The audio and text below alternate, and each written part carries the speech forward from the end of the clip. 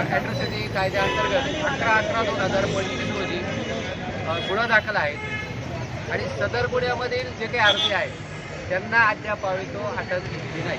म्हणजे जवळजवळ तब्बल 3 महिने झालेले आहेत.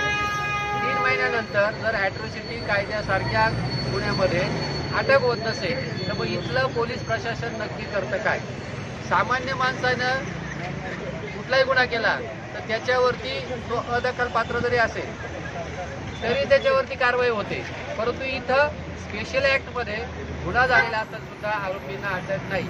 मग याचा अर्थ इथली पोलीस यंत्रणा फक्त गरीब लोकांनी जर गुन्हा केला तर तो अदखलपात्र जरी असला तर त्याच्यावर कारवाई करायची आणि श्रीमंत लोकांनी किंवा मोठ्या किंवा ठराविक लोकांनी जर गुन्हा केला तो दखलपात्र जरी असला तो स्पेशल ॲक्टमधला असला तरी कारवाई करायची नाही.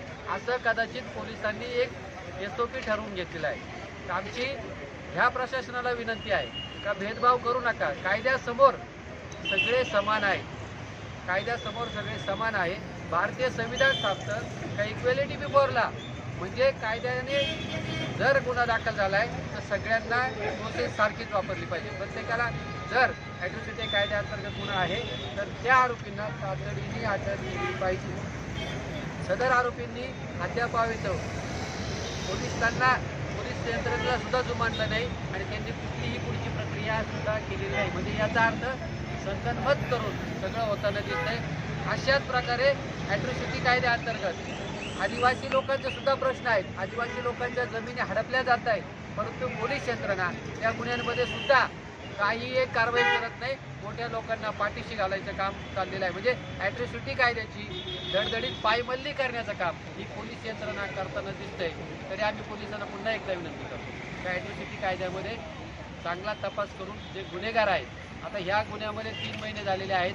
गुन्हा रजिस्टर नंबर आहे 572/2025.